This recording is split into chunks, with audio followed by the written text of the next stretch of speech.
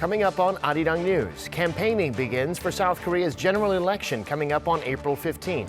The government pledges to make sure that voting is both fair and safe, with extra precautions taken for the coronavirus outbreak. The Bank of Korea begins what it says is a program of unlimited quantitative easing to stabilize the markets. 5.2 trillion won in bids accepted in this first round of repo agreements. And despite a slump in commerce because of the coronavirus, South Korea's consumer prices were up last month by 1% from a year earlier. They could drop, though, because of low oil prices. It's 5 o'clock p.m. here in Seoul. Thanks for joining us on Arirang News. I'm Devin Whiting. A lot of things have been canceled, obviously, because of the COVID-19 pandemic, but South Korea's general election will not be one of them. It's coming up on April 15th, and campaigning began Thursday at midnight. Park Se-young has more. The head of the ruling Democratic Party of Korea's election campaign committee, former Prime Minister Lee Nak-yeon, began his campaign by meeting with part-time workers at mom-and-pop stores and promised a politics of hope. I wanted to tell people not to lose hope on the first day of the campaign. As Lee Nak-yeon, you're going to have to do something. Do well. I have confidence in you.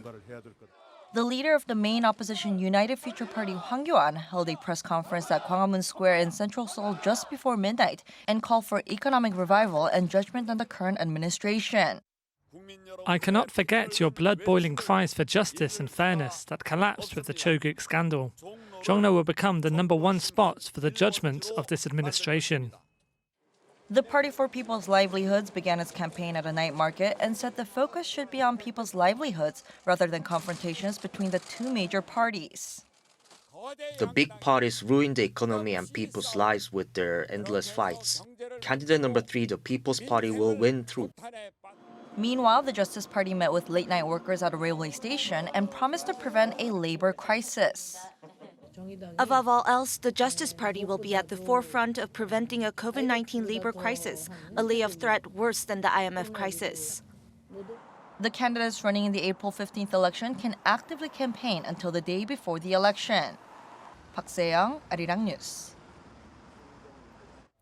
The government has vowed to ensure that people are safe when they go to vote on the 15th, with the coronavirus outbreak still very much a concern.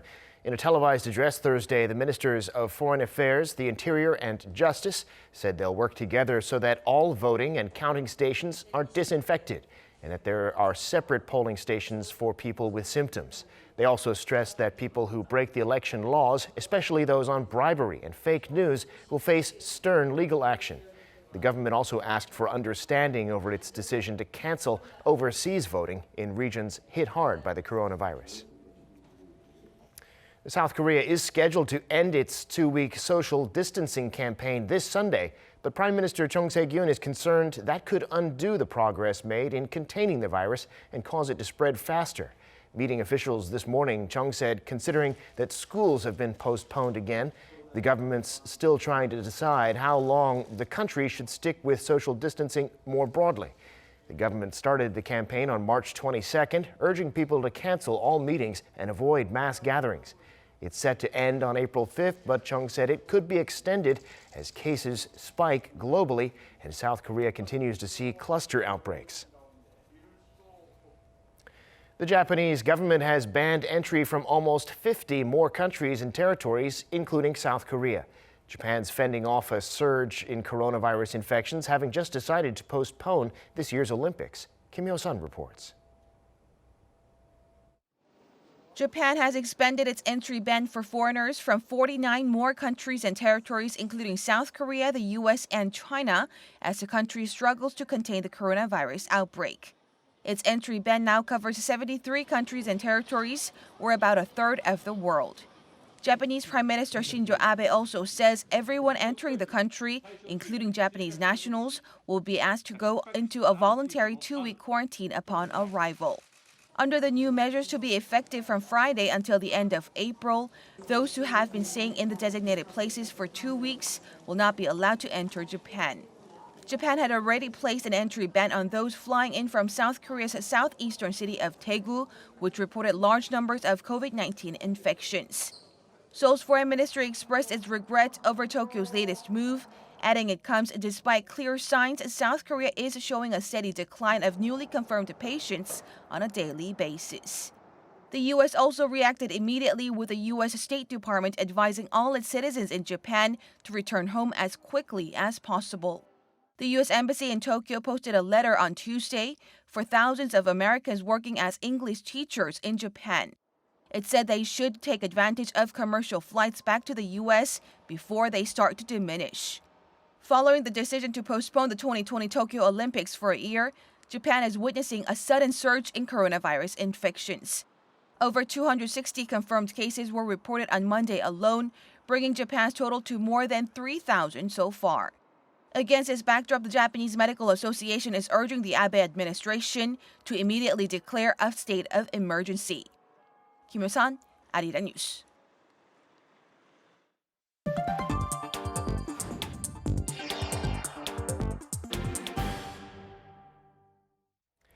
The Bank of Korea is lending out the first chunk of what it says will be unlimited liquidity to stabilize the local capital market through repurchase agreements. It accepted bids today of 5.25 trillion won, or about $4.3 billion in exchange for certain bonds as collateral. For 91 days, these financial institutions can borrow at a rate of 0.78%, which is 3 points higher than the base rate.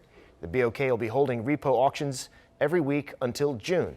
A central bank official told Reuters that demand today was higher than expected.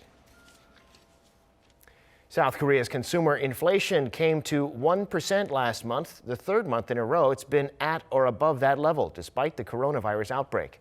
Statistics Korea said prices did not fall as much as forecast because the outbreak caused prices to both rise and fall in different sectors. The outbreak, for instance, raised demand for food. The prices of agricultural and fisheries products rose 6.7% on year, and the prices of industrial goods, gas and water and electricity also went up. But weak growth and plunging oil prices were sources of downward pressure. South Korea's biggest automaker, Hyundai Motor, says its overall sales fell nearly 21% last month from a year earlier as COVID-19 spread in Europe and the U.S. It said it sold a total of 308,000 cars last month domestically and internationally. It saw a slight increase of 3% in domestic sales thanks to new models as well as a cut in individual consumption tax, while foreign sales plunged 26.2%. This is the biggest on-year drop in sales for Hyundai Motor since the 2008 global financial crisis.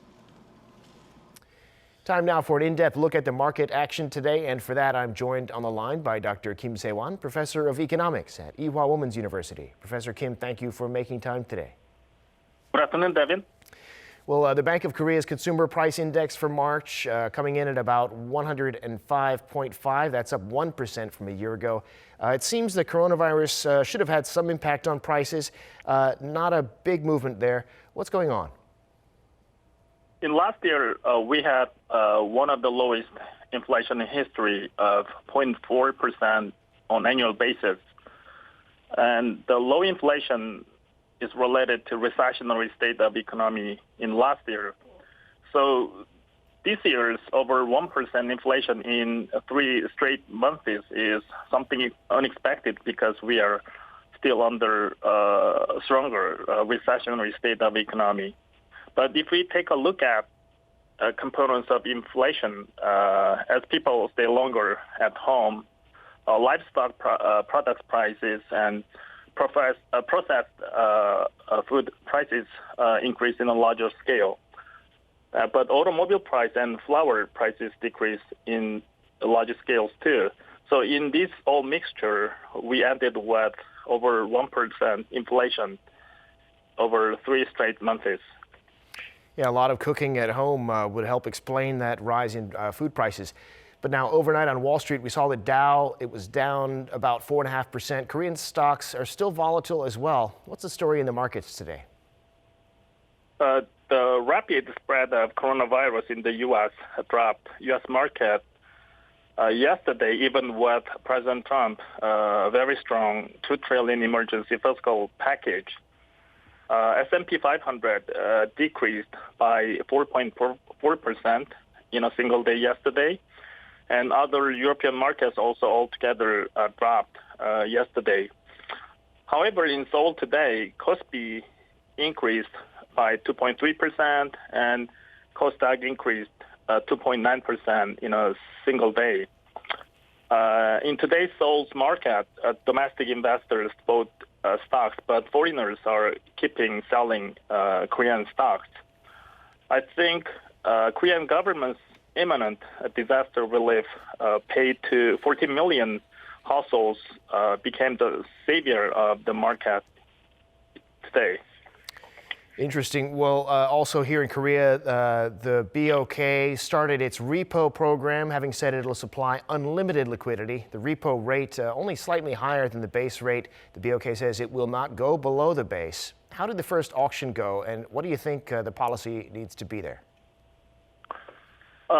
Even though the supply of the repo was not as large as expected, Bank of Korea successfully purchased all repos in the market up to 5.25 trillion won size very successfully.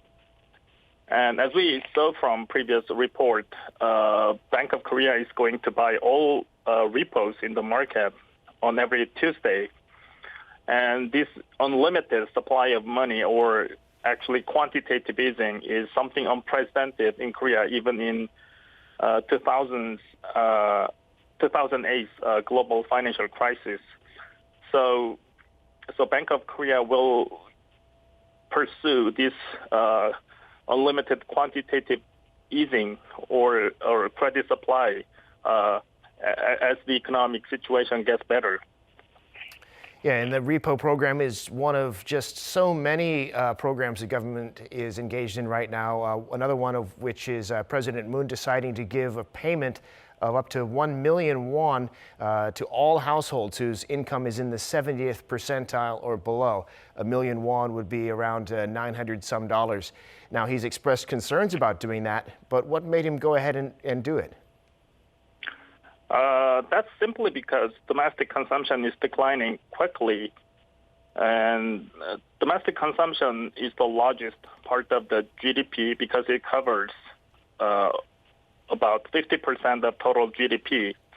But that largest part of the GDP or consumption decreased by 6.6% in February. I think as time goes by, the decrease of consumption will be accelerated if government doesn't do anything about the declining consumption. So this disaster relief program is also indirectly support and revive small businesses and self-employed workers, along with stimulating domestic consumption. Indeed, that's the hope. But now, on another note, we see oil prices still incredibly low, possibly going lower, around $20 a barrel. They're both supply and demand pressures keeping it down. Where do you see oil going?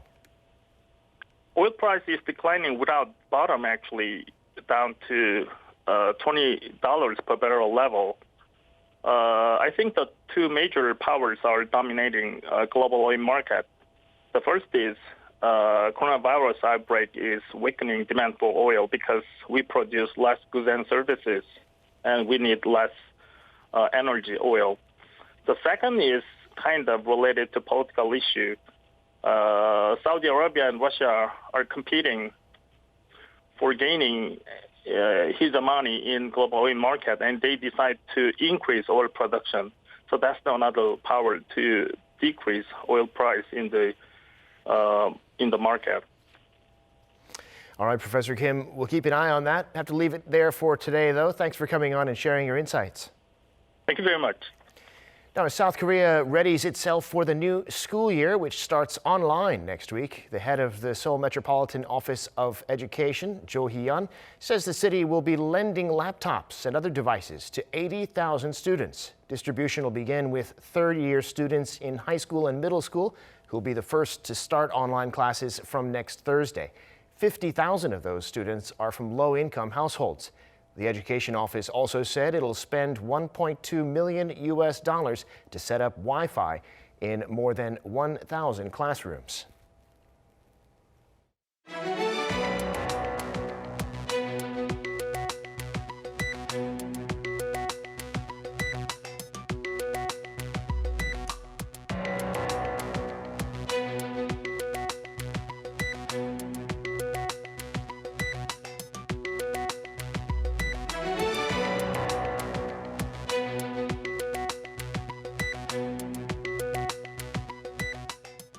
And that brings us to the end of this newscast. Thank you for watching. More live news coming your way at 7 p.m. Korea time.